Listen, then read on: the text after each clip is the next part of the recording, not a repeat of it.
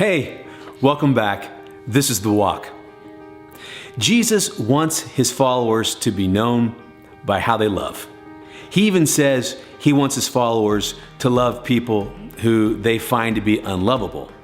Now, it's not hard in this day and age to find people that we don't agree with, that we think are offensive. And it's even easier to find people who think that we are offensive.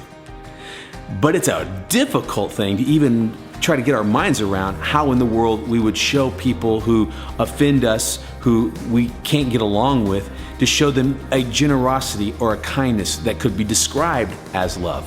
How in the world does Jesus really expect that to happen? Well, have you ever heard the phrase, walk it back? It's an encouragement to roll back a series of behaviors that we might be engaging in. To actually do it, we would unwind a behavior. So in this case, it would go something like this. If we encounter a person that we find offensive, instead of immediately diagnosing whatever their action or behavior is that offends us, what we would instead do is look at ourselves and ask, what is it about my views and about my perceptions that is diagnosing what they do and being offended by it? Think about it. If I really think that the sky is blue and somebody comes along and says, no, it's red, does it really affect my ability to perceive the sky as blue if somebody else is telling me that it's red? No, it doesn't.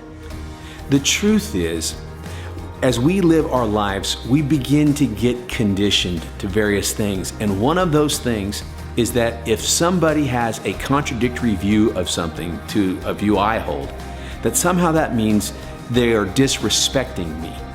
And truth be told, in this day and age, they might very well, if they have a different view than I do, disrespect me. But is my view really so weak that it's going to be challenged if somebody else holds a different one? It won't. So if I keep backing it up, if I realize that my view is not weakened by being different than somebody else's view, do I really need at that point to be mad at that other person for having a different view? Do I need to feel anything toward them at all that's unkind or unloving, even if they don't like me or my views? Again, the truth is, I don't.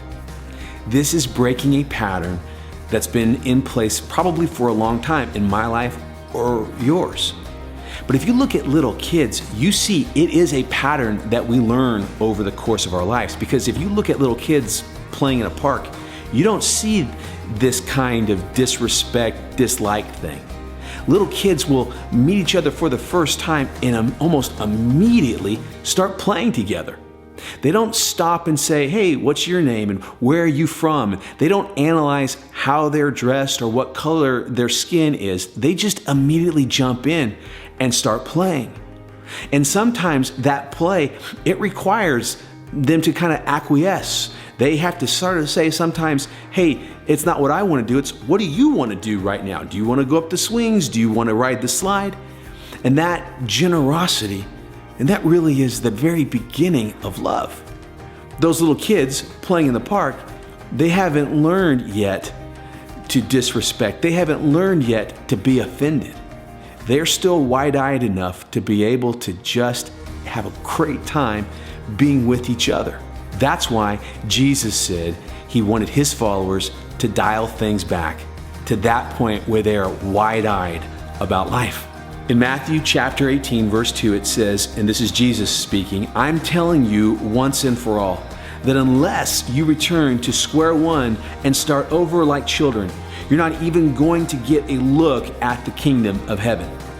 That verse of scripture has been misrepresented so many times over the course of history.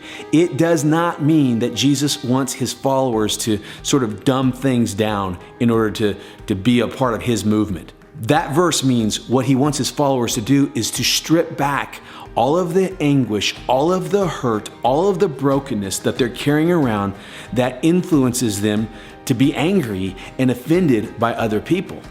To strip all of that back and get back to that wide-eyed place where we can just say, you know what? Let's not worry about all that stuff. Let's just do life together. When we get to that place, then we are living in God's kingdom. And His love is flowing freely in us. And people will know us by it. It'll be our identity.